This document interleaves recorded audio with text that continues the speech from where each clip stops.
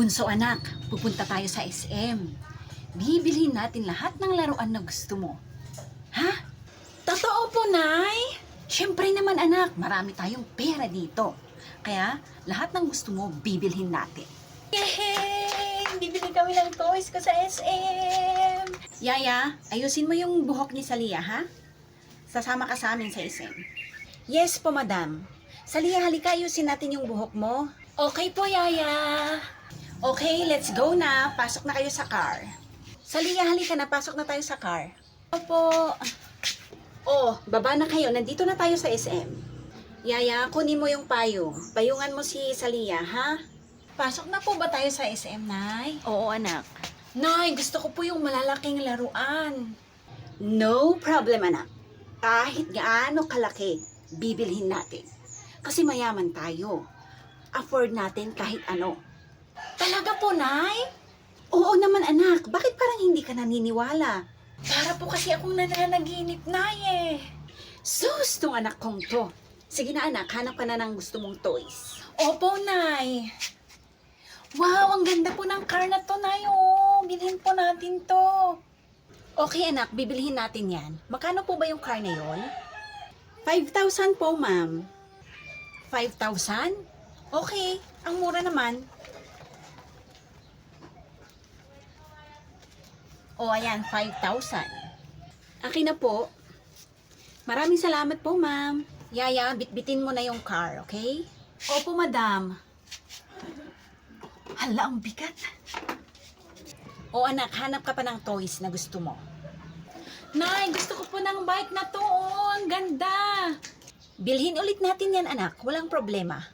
Yehey, may bike na ako. How much po yung bike? Yan po, ma'am. 10 kyaw po, ma'am. 10 kyaw? Ang mumura naman ng toys nyo dito.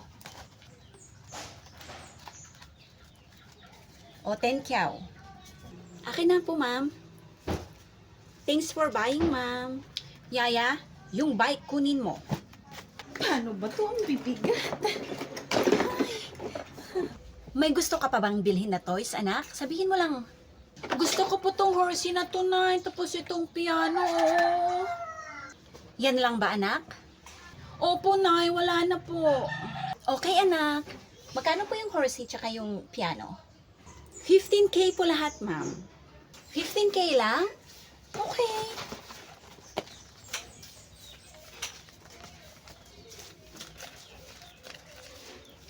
O, ito yung bayad ko. Akin na po, ma'am. Thank you po, ma'am. Yaya, yung horsey at piano, kunin mo. Opo, madam. Hala, paano ba to? Ang bibigat. Ba't hindi mo sinasabi? Nahihirapan ka pala dyan. Tulungan na kita. Akin na yung payong. Ako na magbibit-bit. Ito po, madam, oh. O, akin na. O, anak, uwi na tayo. Yaya, mauna ka na sa car. Paano ba to?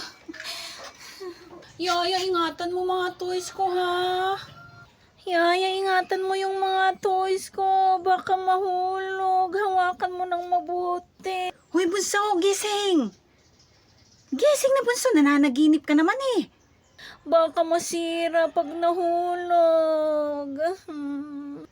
Bunso, gising ka na dyan. Nananaginip ka. Ha?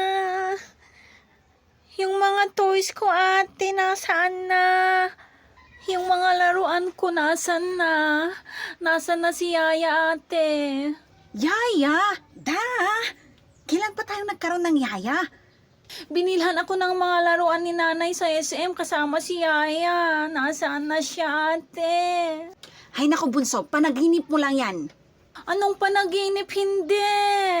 Binitbit lahat ni Yaya yung mga toys ko. Nasaan na si Yaya? Nasaan na si nanay? Nay!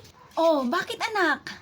Nay, di ba pumunta tayo sa SM? Binilhan mo ko ng madaming laruan na malalaki kasama si Yaya.